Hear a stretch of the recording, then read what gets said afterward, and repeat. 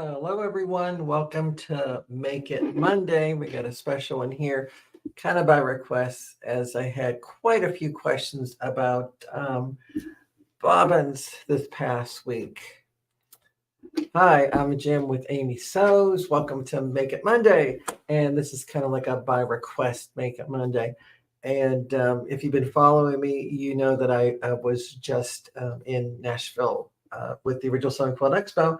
And one of the questions I've got a lot from people was bobbins and why sometimes they don't work as well in your machine, even though, hey, Fran and Bonnie, that you go and you go to your store, hopefully from your dealer. A lot of people quite often have that impulse buy and can't resist like a good deal when they go online and they see them really inexpensively. Well, there's a reason why they're inexpensive. They're not really the best thing for your machine. Personally, I would only recommend going to your dealer where you bought your machine and get the type of bobbin that they would recommend for your machine, which is by the manufacturer.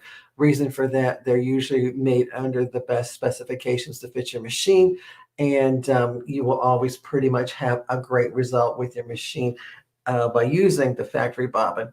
And I have a couple here that I picked up in the shop next door. And of course, these are made by the manufacturer, so they're going to made to their specs to fit the specific models as it is.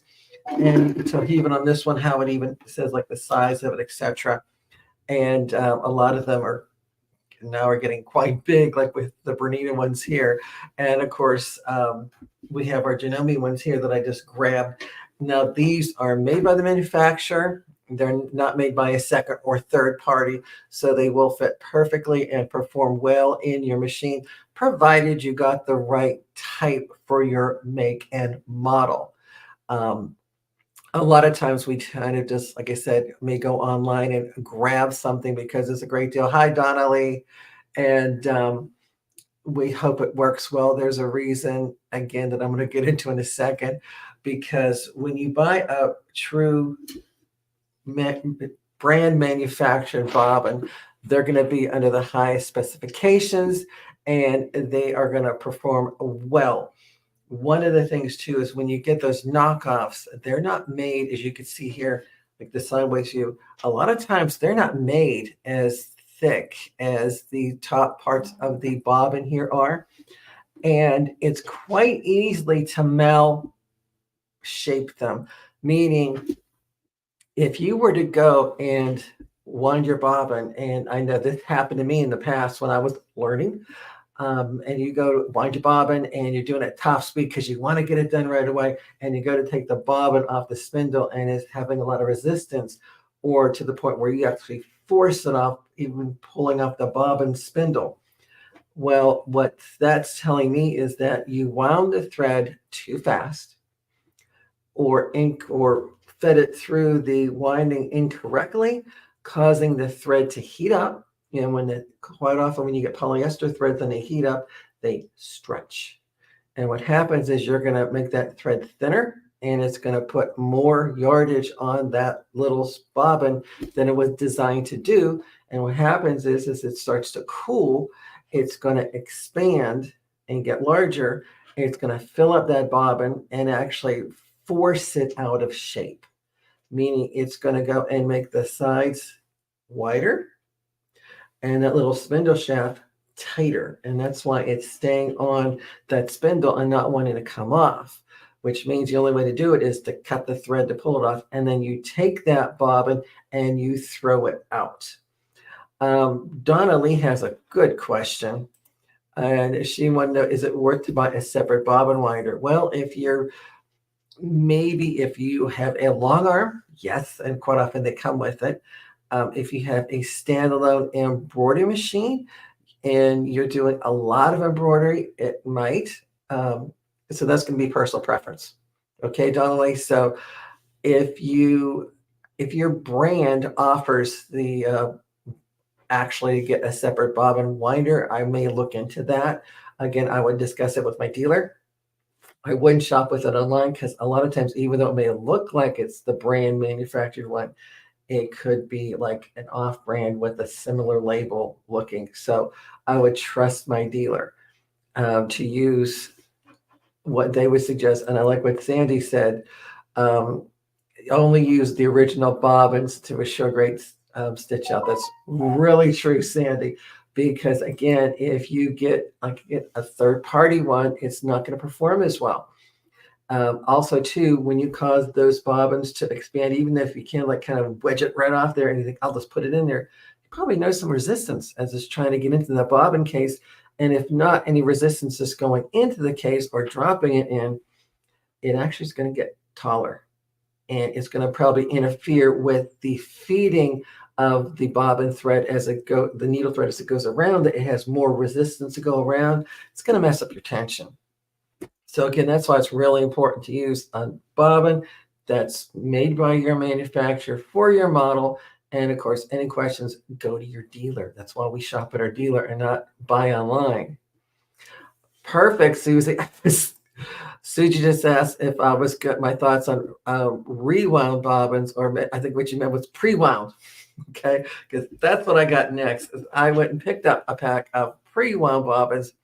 These are designed to be made in our to work in our sewing machines, and we use these here quite often in studio, and we have them available here at the store of Amy Bachman Sew and Quilt in Harmony, Pennsylvania. So if you stop in, yeah, we do sell these, and they do work well. But if I can point out a very important tip for you right here, where it says in the package, one-time use, meaning after you go ahead and use the thread that's pre-wound on these bobbins, you are to take the bobbin and throw it away, or maybe use it for a decoration or a craft project. You don't rewind it and put it, with more bobbin thread on to reuse in your machine, because these are designed for one-time use only. When you're working with these pre-wounds, these are wound in the factory under factory specifications with a lot of attention to detail, and they're going to be wound successfully, and it's going to be evenly, so it feeds off flawlessly during the embroidery process. So again, this is one of those times where you want to make sure you follow directions, and like it says, one time only. So they will work well in your machine, but as soon as you're done using the bobbin thread, the bobbin itself gets thrown out. Don't get it confused with like your good bobbins. And yeah, there's a lot of different types of bobbin thread that you can get. This is one that was made by the manufacturer. And when I look in the top, it's like a size 90. So that's a great weight for a bobbin thread. Again, this is for machine embroidery. So quite often when you get machine embroidery thread, it's going to be 100% polyester and a much finer weight, so that you can get a little bit more thread on the spool. Because when you think of it, when it's just for the bobbin, it's in the backside only, holding those needle threads or nice machine embroidery threads in position, and you don't going to see as much of it. So it's nicer to use a little lighter weight of a stronger thread so that it doesn't make your embroideries bulky and heavy. So, hey, Linda from Texas. So it's good to have you on board. Anybody have any questions or concerns about that? So we're all good. And I'm going to throw in one extra one, because we kind of had this issue in some of the hands-on classes at the original Sewing Quilt Expo, that some of the attendees had a little difficulty working with the needle threaders, because it may be a brand they're not used to. And it's one of the nice things at the expo, having a lot of the brands out there like Janome and Brother and Viking, etc., that sponsor classroom machines. So they ship them in brand new to use at the expo. But you may not be comfortable with that specific one in that room, if you're just in there for learning the technique, because you don't really need to learn the machine. It's just the technique you're in there for. So what I quite often say to everybody is like, just keep your hand off the hand wheel. When you go to thread your needle, if you're not used to it, always touch that needle down, needle out position. The needle will go back up in the proper position, so that you can then use the built-in needle threader, and you'll get a flawless needle thread every single time. if in doubt, just ask the room monitor and they'll help you out with that. So it's better to have a good experience and thread it properly than be very frustrated in class. So again, this is one of those times where the benefits of buying a machine from a dealer like here at Amy Bachman's, where they go for training and then they pass the training information on to you so that you get the best out of your machine. Donna Lee, what am I going to do with you? Donna Lee, she said she's messed up the needle thread on all of her machines. I'll be honest with you, Donna Lee, since we're old friends now, I've messed up one or two in my time too. And that's, again, operator error, or as one repairman once said to me, it was that nut behind the wheel. That was me. And I didn't know to properly do it well. And the best way to do a needle threader is to touch that needle down position on your sewing machine, so the needle will go down into the machine, and then when you touch up, it'll go back up and it'll be in the precise position. So when you turn on that needle threader, it'll have that lined up perfectly for you, and you won't mess up that little wire that goes in there and pulls the thread to the back side. So if in doubt, check with your dealer, because that's why they're there. That's why you bought it from your dealer. If you happen to buy a box, that's kind of going to be where your support's going to be. So it's going to be in that directions there. So,